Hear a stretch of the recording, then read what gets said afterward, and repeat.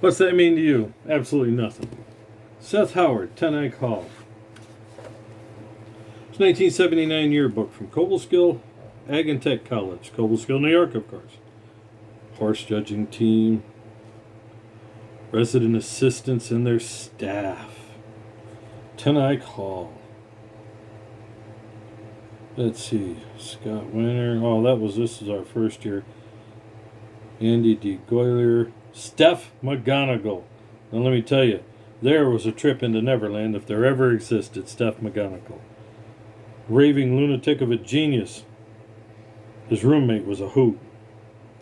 Sam Howard, dorm director. Yeah, no relation.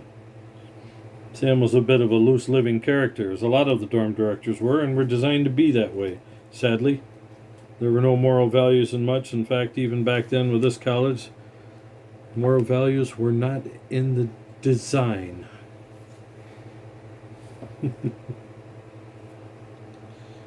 Guys had hair over their ears. Alright, what's that got to do with this? Well, this is kind of an introduction into me because I think I've done enough and now I'm starting to... Oh, Lailit Kumar! Yeah! Dude, right from India. Came over here to be an engineer. He was not a great teacher. He was in the ag division, but he was a good teacher. He could go off into... He didn't even go... I can't say that. He did not go off into the weeds like people think he did. He was trying to talk simply, and he was still over our heads. He said something one time in electrical class, and he was doing a great job of teaching. He says, the United States is a rich country, so you have 120 volts for safety. Every other country in the world has 240 AC and DC. He said, it'll kill you almost instantly. They went wild in that. And he was right. It took me a while to calm him down. John Posson. There's another piece of work. He tried to talk over your head, but he says, the worst of it is, I know what it sounds and I know how I sound, but he says, that's just me. It's the way I've always been. It's how I was raised in my family. He liked to use big words. But that was his thing. The old little bald guy, his cousins, Posson Pumps down there. He says, yeah, it's all in the family. Oscar Tate. Roy Van Dusen, he was a trip in his own right. Don Demick, Dr. Miserable. Mac McNeil, yeah, he was known as Quasimodo. Don't cross Mac. He'd been known to pin people to the wall with one hand. Take their feet right off the ground. 6'1", off the ground. 5'7", standing there. What was it you said? Yeah.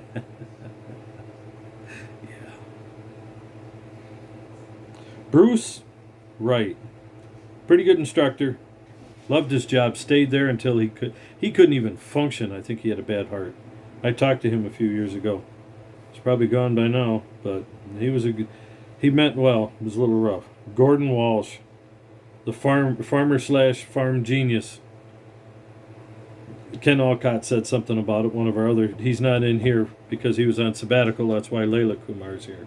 And the funny part was, Ken Alcott sat there as my advisor, and he says, I don't know how he does it. So what do you mean? He came off the farm, started teaching here. So he went to Cornell to finish off his degree as part of the work-study deal with it to get in to be at least an instructor. And he says, the next thing I know, I'm going out in sabbatical and somebody has to teach physics. He puts his hand up and teach physics. Says, there's times he does a better job explaining than I ever could, and I've been teaching physics as a teacher for years. So he can get to the students where no other can. I said, well, yeah, but sometimes it's the booming voice and a strong hand. Alcott says, I never thought about that.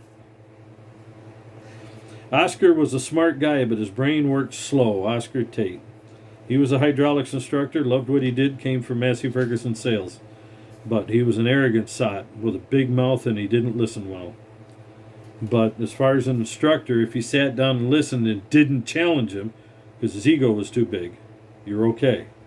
But if you didn't understand, and you asked a question in front of the class, and you didn't immediately have an answer because his mind worked too slow, God help you. And there were times he blew his gasket that he was correct. Nobody here just plain sat still back then if you personally challenged them. They were in your face. And if that didn't work, they'd grab campus security. They were in your face. And if that didn't work, Mac McNeil would get in your face for them.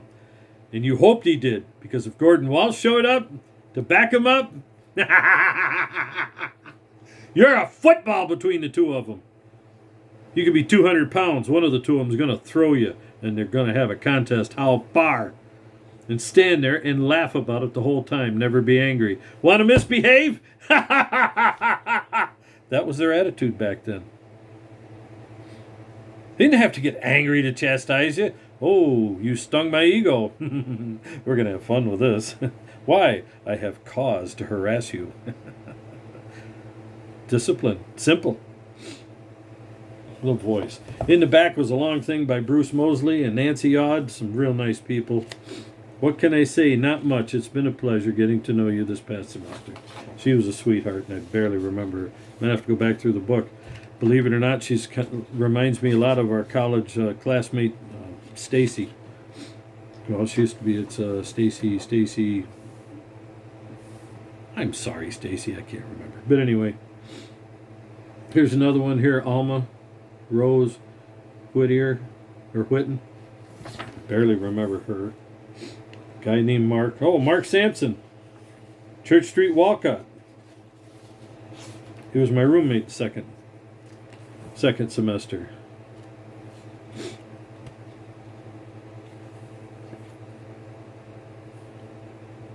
Oh, I can't remember that one. Got a big thank you for allowing them to use our room. We had a diabetic that decided he had to get drunk on the weekends, and guys would come in the room so they could survive, and about every hour one of us would wake up and roll him over. Be sure he didn't choke on his own spit and snot. And he ended up being removed from the college because he couldn't stop drinking. He was already angry for being a diabetic, and it had nothing to do with him or anybody else, just genetics. And he couldn't handle it. It's sad. The idea of being Christian didn't get to him either. Okay, why am I on here? I went through all of that. Seems like blather. That's my past history. That's when it really started kicking in what I wanted to be in life. I got into Cobleskill College in 1978 after graduating Vestal down here. And this is just so you folks know who I am and why I tend to talk the way I do. And at the same time, you're like, who do you think you are? Well, I think I'm a borderline expert mechanic / how do they call it there? I am a, what did the guy say? Master mechanic. I think I can easily say master mechanic now after being out in the working world on my own since 1980.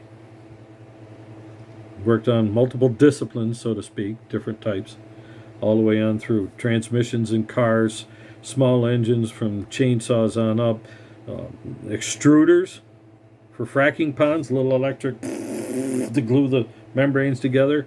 From those right on all the way up through. I used to fly small model airplanes when I was a kid, control line and tail wagger, single channel. After that, it was just, I don't have the money, and that ain't where my interest is. It was fun. Little Cox model airplanes are going up through. But I just didn't have the money, and I had other interests, and I had to get out of the house. To say my mother was abusive is giving her credit. It was bad. Not physically, because she couldn't. She tried, literally, but no. No, I never hit her back. I stopped her a few times. And when you stop somebody that's swinging their hand, you hit me. No, I'm stopping you. That's the story you can tell other people when you're running your mouth. So I grew up in that environment, and being into the mechanical end of it, tended to be a little OCD about it. I wanted to learn to get away from that. When I was 4 and 5 and 6 years old, and she wasn't a mother on the farm before we moved. She forced the move. I wanted to know what was in the distributor cap on that tractor. So rotors disappeared, keys disappeared, batteries were run down. I tried to start the things. Tractor left a neutral, and they'd come out and find a manure spreader, and the 860 Ford, all kind of squee-jawed, jackknifed, 50 to 100 feet from where it originally was. And me, I didn't know what happened. I just got off the tractor and I'm halfway to the house. It wasn't me. Run to the haymow. Oh, yeah. Spark plug wires pulled off. Virginia! Dad wasn't very happy about that part. He was thrilled that I want to know some of the farm, but he just didn't. Anything I got involved in, my mother would shoot her mouth off. So he hated to get anybody involved because she'd be screaming when he got home. Didn't matter how good or bad it was, she'd be screaming. And back then in the 60s, you didn't just divorce somebody for having a big bad mouth. Well, unfortunately, nobody would have said a word if he'd ditched her. It was that bad. But anyway, I tried building my first covered wagon. I wanted a calf to pull when I was about 6. Couldn't get anybody to weld the bolts in the pipes that I used for axles, so I could keep the wheels nailed together a bunch of milk crates. It was a lot of fun, but didn't get anywhere. Want to learn how to weld? Stay away. That kind of stuff. So the fascination just kept getting worse and worse and worse. The time I was 8 and we moved down to a suburb, that was like hell. I mean, there was nothing they could do after that was going to impress me. Nothing. And you say, well, financially? No, as it turned out, what I was learning through the years, that it wasn't even financially. We could have stayed there on the farm. There were some other dynamics that were vicious and bitter. But still, the mechanical end stayed in my head. And my uncle down the road, he was mechanically inclined, but didn't have the, I don't know. He'd go so far with everything, and then when it got difficult, it was like, well, I'm going to go off and do something else. Well, he was frustrated, missing the farm as well when it got sold out. So there were a lot of problems with that. Took our 650 Ford off the farm because almost everything else had been sold out. Until recently, I found out that the sickle bar mower that went with the 650 is available down here in Vestal. When we get through with a few other projects, that's supposed to be something I can get a hold of, but not yet. That's got quite a while to go. He said, I got it because it was given to me, and he says, I have no use for it because I can't put it on my tractors. It's perfect on the Ferguson. Same rear end setup as the Ford was. So the mysteries of the Lord having his hands on his people, the Christian people, sometimes you say, there's no Holy Spirit. What are you talking about? God up there? Oh, that's nuts. Yeah, no, it's not. The Lord blesses in ways that we don't always appreciate because it's so far and distant, but if you wait, he'll take care of problems. You need to be faithful, and sometimes you're walking through the crap so somebody sees how a Christian behaves going through the hard times. People don't like that part of it. If you're going to witness to the world, there's got to be a reason, right? That you're different. So, I don't need religious stuff in this.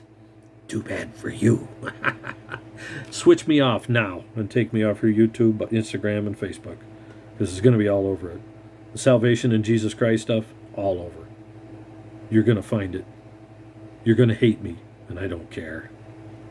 What I've seen lately with people making delusional worlds in their heads that call themselves Christians, and others that call themselves atheists, but somehow hate a God that doesn't exist, please.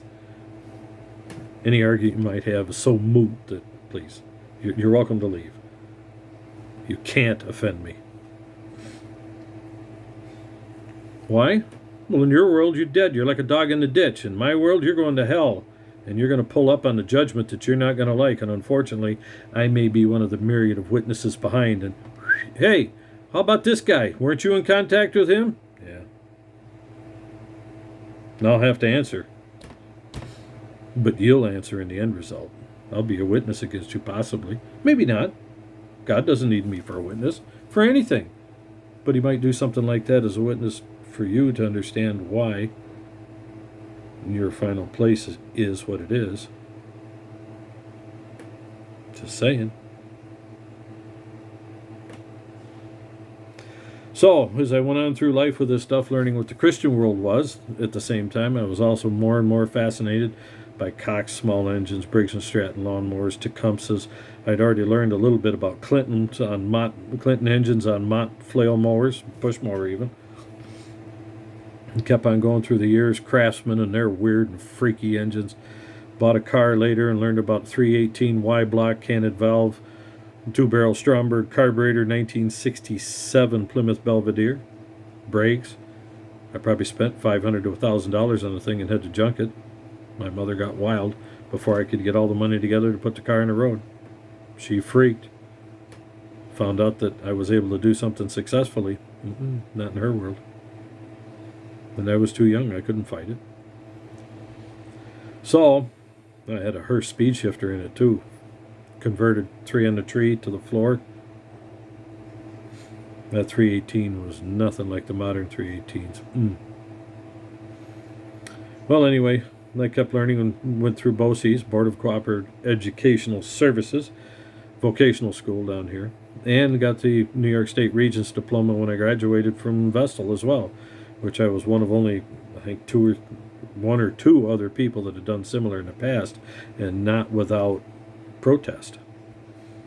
My protest was from my mother and my, believe it or not, spinster / most likely lesbian counselor down here said, I think he can do it. I don't know why you're arguing. So what do you mean? If he can't, what does he do? He stops BOCES and comes here. If he can't maintain the tooth, then he's got the decision to go to the school level training. I said, he has options if this doesn't work. And I don't see why you're against it. I see here all the way back to 8th grade, getting ready for 9th grade, his counselor, Mr. Roach, also said the same thing to you. That's in the notes here. So I had 2 worldly counselors push for me to make the attempt. And they said he's so strongly for it, like he said, he'll be old enough, he'll quit school. And somebody that's that strong in her constitution, as she put it in a different way, says, I think he can do it. Why? Because he wants to do it. My mother started arguing and says, you can sign against it, but I wouldn't suggest it, because that might be the last thing he does for the school. He says, and you'll answer for that. Suddenly, when it was thrown in her lap that she might have to stand for the decision, I got to go. And I did pass. I was in the top third of my class. I think out of 600 and something, I was back 100 and somewhere between 200 and 177, someplace in there. So it wasn't anything impressive, but it was pretty good, especially considering BOCES. Won a state contest in BOCES, but it was mostly about 855 Cummins at the time, big cam, that we had to do some work with. And I learned it at the last minute, but it seemed like such a simple system that it wasn't that hard to learn for the contest. And I won New York State. The regional, I placed second. New York State, I won, and I should have let this number 2 guy, who had been working in a truck shop, not an ag shop, he should have gone to the nationals, but nobody would talk to me. Nobody would act like a coach. They left me hanging, so there was no possible way I could win the contest. And that, I think, was part of the decision that was made, that the proper kid wasn't going, so the information wasn't passed on to help me. If the approved child didn't go, then they wanted to be sure the unapproved failed. Sound familiar? But I still learned a lot while I was there. Went over the drive line. I told the guys, I said, I'm in an ag shop. I'm here to learn. So several of the, how can you say it, the judges there actually ran through and started teaching me some of this stuff. So it was interesting. There was a few of them that were angry that I got there without it. I said, what was I supposed to do? Nobody wanted to teach me anything. So the last thing I worked on was like a 1010 John Deere dozer, an Oliver or something. Like, what? Yeah. So that was a different world, and I had to learn fast. Well, I did. They taught me something about electrical and alternators. I dropped a shaft. They got all mad and bent out of shape about that, but the thing that really impressed me more than anything else was I sat there and looked around, and while they were whining about how people handled the shop press, the other part of it was, that was never in the curriculum handed to me for the contest, and the other one was, I looked around and there was nothing I could put under this thing, a bucket or padded or anything for it to. You're supposed to reach up in there and grab it. Well, that's great. It puts you down here so you're unsafely in the press zone that I didn't want to be in. There's a failure in the contest itself. If I'd have been a little older, I'd have been awful pushy on those guys, how poorly they set up a lot of it. But they'd done it in years past and nobody complained because, well, we want to win. It's a gutless attitude. I felt that way back then, let alone now that I'm older. So there I was, 19 years old, learning more of the ways of the world. Y'all don't know pimento and cheese? Boy, you ain't lived till you have pimento and cheese sandwich. Y'all weird. The southern boy got on me so hard I knew he was a local. And I sat there. I said, yeah, you may be local, but I look around here and there ain't nobody from here, so I think the weird one out is you, because he'd insulted everybody there. He's going to win that contest. The rest of you are fools. That didn't seem like a southern attitude, but apparently it was down there. He got put in his place quietly because a guy from Michigan launched. And another. It's like, oh, okay, we've said enough. He calmed down. It was a lot of fun. Years later in Cobleskill, I ticked off one or two of the instructors there because I asked questions that I wasn't supposed to be old enough to ask, which wasn't the only time. Happened years later in a church. The preacher sat there laughing. Brand new preacher comes in. I heard more about you. You're asking questions and telling them things that he says they don't understand. He says, you're not supposed to be able to do that at 20 years old. Trouble again. So all through my life, it's been pretty much like that. And I got into another shop. We're learning on Alice Chalmers and a little bit of Massey Ferguson, steel chainsaws, what was Oliver's. Little bit of New Holland here and there. That was a lot of fun. Case later, Case IH, some of the small 80, 54 series tractors, and what was the next one up? 60 something? I don't know. Can't remember all of that. 74 series models. Some of the smaller utilities. Did a lot of 966 torque amplifiers, 1066. I think I did one 14 and another 14, 66 and an 86. Did a bunch of hydraulics on the bigger tractors. They had a problem with a, how can you say it, a backflow valve that was supposed to control the rate of drop. And they come loose in quite a few tractors. And I was the one that found it, and that wasn't what the boss thought the problem was, and he'd already told the customer what it was and what it was going to cost and how it was going to be fixed. And he sat there while he was yelling at me, you screwed it all up, I told this. And I looked at him, so what in the world's your problem anyway? I have to go through exactly the same procedure and put in the seal that you want. That doesn't change. Yeah, but I didn't tell them this is a problem. Now they're going to think that I lied to them. That's not my problem.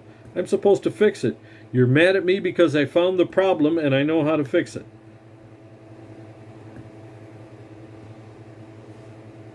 It's the same problem in a different way.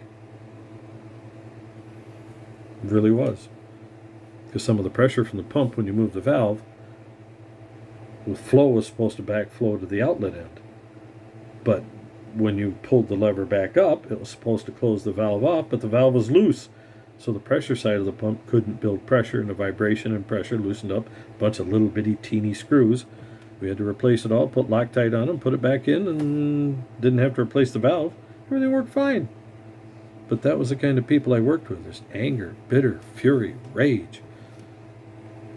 7030 Alice Chalmers came down, and it was skipping. I said, which cylinder? I don't know. I think multiple.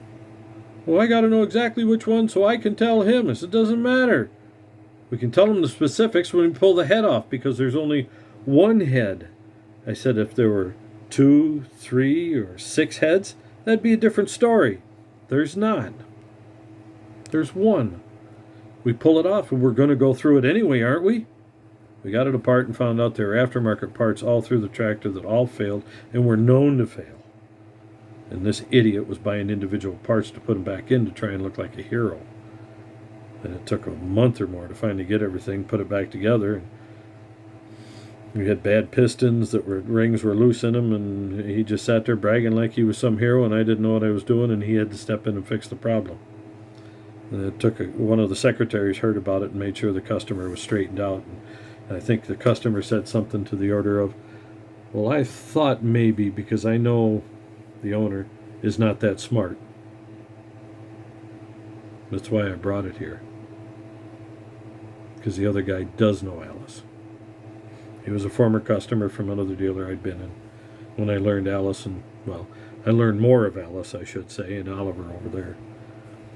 So we had a good time. I worked with a guy there who was familiar with Case at a different dealer as well. He got into the similar trouble that I did. I left. Well, I was fired for the dumbest thing on the planet. And they warned me a month or two before, the secretaries, it's not you, it's him, and he's going to fire you because he's looked like too much of a fool. So what do you mean? He said he's shooting his mouth off and bragging, telling how he has to move the shop around, and the people know you and Terry. That's not how this works in their mind. And he says he's going to fire you because his ego can't handle it. He's the king, not you. Well, what am I supposed to do? He says, oh, nothing you can do. He just needs an excuse. So down the road I went. And the next week I ended up with, it took 2 weeks, and I had enough customers that I was full-time self-unemployed, bringing home enough money to almost as much money as I did before working for somebody, and I was able to pay for my travel time going to and from the farms. Offered. They came looking for me while I was working on a pulling tractor. Off the cuff. He says, I'm not paying you. I said, no. If you pay me, I don't get unemployment. So that went on pretty well. And continued for nearly 10 years. Got into engine rebuilding. I had a full shop at one point until I found out that the guy had screwed me on the lease, and I had to told him to pick his stuff up, get it out of here. And I ended up whittling down to a one-man shop with almost boat anchor simple equipment that could still do the job. That was like 80% of what I did before, 3/4, somewhere in there. Most of the work I did was 4 cylinders and V8s, an occasional tractor. And I ended up with some of the tractor stuff because, one guy in particular did not want his heads machined. If you machine the head, then the injector pokes down further because the head's coming up. Well, now it's closer, it's in the bowl of the piston, and it smokes because it's not in the position it needs to be for the proper swirl. They start harder, they smoke more, they blue smoke more, they take more fuel. We had a lot of trouble. So he brought it to me so I could measure it. If it was within red tractor specifications, then we didn't do anything with it. I don't think we ever had a head that was out of spec far enough that he wanted to machine it. And he says, nope, I'm doing a lot better, a lot fewer complaints, much happier. So that gives you an idea where I've been through the years. I've had 15 years of Komatsu, and lately here a little bit of case and case, both ag and construction, and lately some New Holland and Kubota, fair amount of Kubota. So that gives you an idea that I finally retired for a bad knee and a bad back, and not making a lot of money until I start fixing stuff. But just to give you an idea of where I've been through all these years: common rail systems, supplemental catalyst reductions, DPF, catalytic converters, common rail going all the way back, DP44 Bosch pumps, DE10 in the John Deere world, injection systems. So there's a lot of stuff I've covered over the years and worked with computers quite a bit, and still have the diesel laptop systems here that I haven't used much, but at the same time it keeps me up to date, and I'm able to pick up manuals and learn more from the tractors I have. I own 4 tractors of my own now. One's in pieces, 1 or 2 others should be in pieces: TO20, TO35, 511B case, and John Deere B and VAC case waiting to get together. So, and a bunch of small stuff. I can do valve seat work here, cylinder head resurfacing for general smaller stuff. None of the long diesel heads much, or gasolines. Long 6 cylinders, can't quite make it, so I have to do the bar and check it thing to see if it's in spec. But still, most everything is smaller. Well, anyway, time for me to get going. The house is now full. The dogs are back, Debbie's back. I just thought I'd come in here and let you guys know that I'm not some peanut that fell off the turnip truck. I've been doing a lot of this stuff for quite a long time. And I grew up on the farm from 1960 till 68, and then after that spent a lot of time on my uncle's farm from, I think, it was 68, 69 up until 76, I believe. And then spent time on a more local farm here that's still going, called Annie's Wheelbarrow, but the original owner is long gone from the world, Sam Arcangeli Serafino. And then his son Serafino Jr. is there, Sammy. So been around, worked on a lot of stuff, been through the gas fields up here. So a lot of Komatsu, a little bit of Maruka, Dynapack, and some others. So we've got a long history of many different types of machines, and I was expert on a few, more than one. In fact, I had to teach a few experts a few times of things that I did understand. They knew more than I did, but they were missing some of the simple stuff. And when you come from ag and construction background, working in the field, sometimes you can help out the guys at the factory if they mess up and their ego isn't too big. It's like, oh, wait a minute, try again. And if you've been around long enough, they tend to listen. Hope that helps. Catch you later.